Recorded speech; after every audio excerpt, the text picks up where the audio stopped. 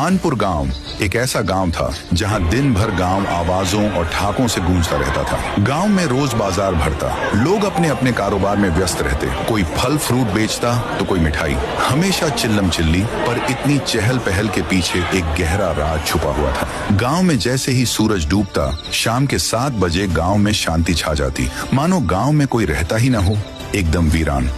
7 बजे के बाद लोग अपनी महंगी गाड़ी चलाते चलाते उतर जाते कि कहीं इंजन की आवाज ना हो जाए। घरों में के टीवी तक तुरंत बंद कर दिए जाते। इतना ही नहीं, अगर 7 बजे के बाद कोई बच्चा गलती से रो भी पड़ता तो माएं डर के मारे उसका मुंह बंद कर दिया करती, जिससे रोने की आवाज ना आए। एक शाम 7 बजे के बाद एक आदमी किसी जरूरी काम से दबे पांव बिना कोई आवाज करे जा रहा था। गली में तभी उसके सामने से एक चूहा गुजरा। चूहे को देख आदमी के मुंह से एक जोर की चीख निकल गई। बस पलक झपकते ही उस आदमी के वहीं जगह पर चिथड़े उड़ गए। सबके साथ ऐसा ही होता। जिसने भी भले ही गलती से जरा सी भी आवाज की तो उसका यही हालत होता। लोग 7 बजे के बाद डर के साये में जीते थे। अगले दिन राइस्टार नाम का लड़का अपनी बाइक से भानपुर गांव के रास्ते से होते हुए दूसरे गांव के लिए जा रहा था, पर बदकिस्मती से अचानक 2 ट्रक बाइक के सामने आ जाते हैं। पर वक्त रहते ही राइस्टार बाईं ओर मुड़ा। हिलते डुलते राइस्टार गलती से भानपुर गांव के अंदर आता है। अनजान राइस्टार आगे बढ़ रहा था कि तभी शाम हो जाती है।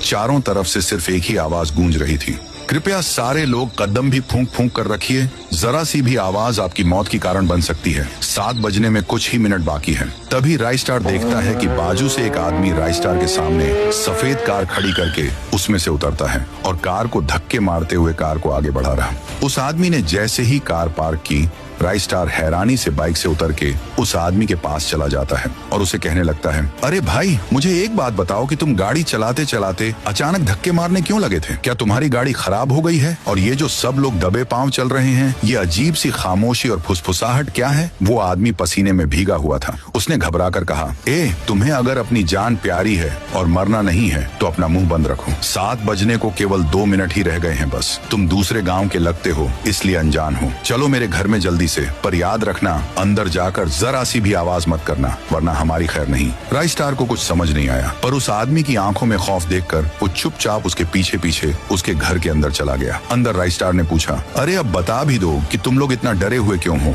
ऐसा क्या है 7 बजे के बाद? पर वह आदमी राइस्टार को चुप रहने का इशारा करता रहा। राइस्टार के पास चुप रहने के अलावा कोई और रास्ता नहीं था। उस रात उसे सिर्फ अपनी धड़कनों की आवाज आ रही थी। अगली सुबह होते ही राइस्टार का सब्र जवाब दे गया। वो उस आदमी पर गुस्से से चिल्लाया, देखो भाई, तुम जो कोई भी हो, मुझे साफ साफ बताओ, तुम मुझे 7 बजे के बाद बोलने क्यों नहीं दे रहे थे, ना कोई आवाज करने दे रहे थे? आखिर इस गांव में ऐसा क्या खौफ है? बताओ जल्दी। तुम्हारे कहने पर मैंने बिना आवाज करे रात तो बिता ली, अब और चुप रहने की क्षमता नहीं है मुझ में। उस आदमी ने एक लंबी ठंडी सांस ली और बोला, अरे तुम्हें क्या बताऊं भाई, हमारी जिंदगी 7 बजे के बाद किसी नरक से कम नहीं रह जाती है। जो कोई भी थोड़ी सी भी आवाज करता है, उसके बदन के 4 टुकड़े हो जाते हैं, मानो किसी ने उसे हवा में ही चीर दिया हो। हर शाम 7 बजे किसी न किसी की मौत होना तय है। इसलिए तो मैं तुम्हें बार बार कह रहा था कि आवाज मत करो, वरना तुम भी बाकियों की तरह अपनी जान से हाथ धो बैठते। उल्टा मुझे शुक्रिया बोलने के बजाय ताने मार रहे हो। इस आदमी की बात सुनकर राइस्टार के रोंगटे खड़े हो गए। उसको एहसास हुआ कि वह कैसे बच पाया था, पर वो डरने वालों में से नहीं था। उसके दिल में एक आग जल उठी कि आखिर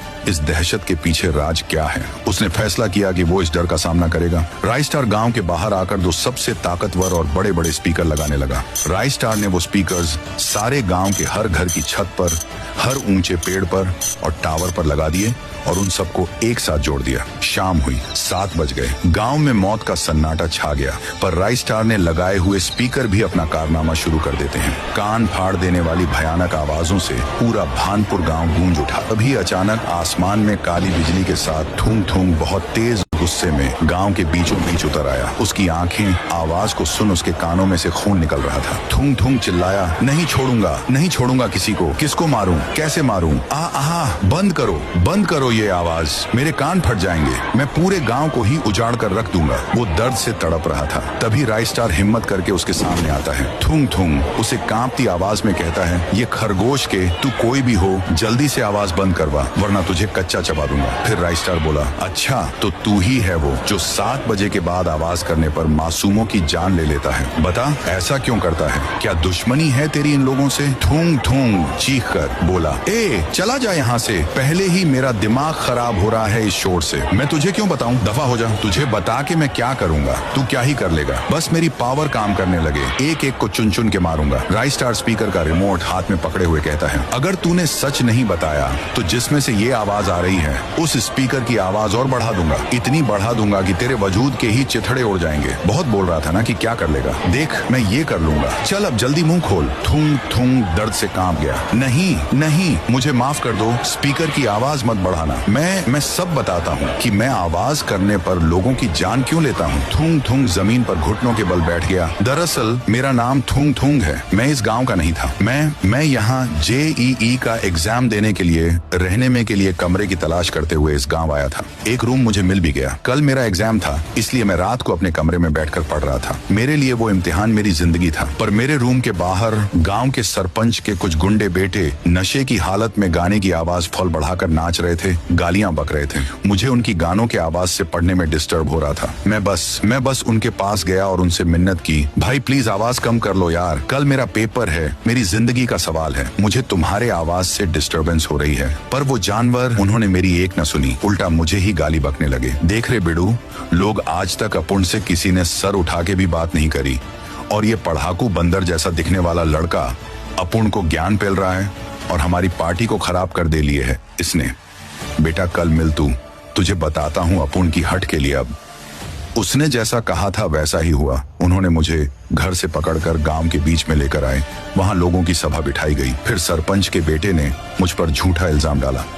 अरे गांव वालों, ये पढ़ाकू बंदर जैसा दिखने वाला लड़का कोई स्टूडेंट नहीं है, बल्कि चोर है। साला कल रात 1 बजे मैंने इसे घर पे चोरी करते वक्त रंगे हाथ पकड़ लिया हूँ। मैं तो कहता हूँ इसे चोरी करने में, जुर्म में दर्दनाक मौत दे। गांव वाले भी उसके बहकावे में आ गए और उन्होंने सरपंच के बेटे का साथ दिया। उसके बाद मेरा सर ही काट डाला। मैं दर्द से चिल्लाता रहा। उसके बाद वह तीनों ही जीप में बैठकर दूसरे गांव में रहने के लिए चले गए। मुझे इंसाफ नहीं मिला, मुझे उनको जान से मारना है। मेरी तरह उन्हें भी दर्द देना चाहता हूँ। मेरी पढ़ाई, मेरे सपने, मेरी आवाज, सब कुछ उस रात के शोर में दफन हो गया। बस तभी मैंने कसम खाई कि अगर मेरी मदद की आवाज किसी ने नहीं सुनी तो आज के बाद इस गांव में 7 बजे के बाद कोई और आवाज कभी नहीं गूंजेगी। जो आवाज करेगा वो मेरे अंजाम को पहुंचेगा। राइस्टार की आंखें भी नम हो गईं। ये तो सरासर जुल्म था। उसने स्पीकर की आवाज धीमी की। थूंग थूंग, तुम्हें इंसाफ नहीं मिला, पर तुम्हारा बदला भी अधूरा है। तुम्हारे असली गुनहगार वो गुंडे और वो सरपंच का बेटा, इन्हें तुम्हारे पास जरूर लाऊंगा। अगले गांव की सुबह राइस्टार ने वह 3 गुंडों को पकड़कर गांव वालों के सामने ले आया। उन्हें भी उसी सूखे पेड़ पर उल्टा टांगा और लोगों के सामने राइस्टार ने उन तीनों का भी सर एक ही बार में धड़ से अलग कर दिया। थूंग थूंग को इंसाफ मिल चुका था। उसके बाद भानपुर में 7 बजे के बाद कभी वो खौफनाक सन्नाटा नहीं हुआ। गांव वाले एक साथ झूम उठे। तो गाइस, आपको ये वीडियो कैसा लगा जरूर कमेंट में बताना, और इस वीडियो को लाइक ठोक के सब्सक्राइब बटन तोड़ दो ताकि आप सबसे पहले हमारी ऐसी कहानी देख सको।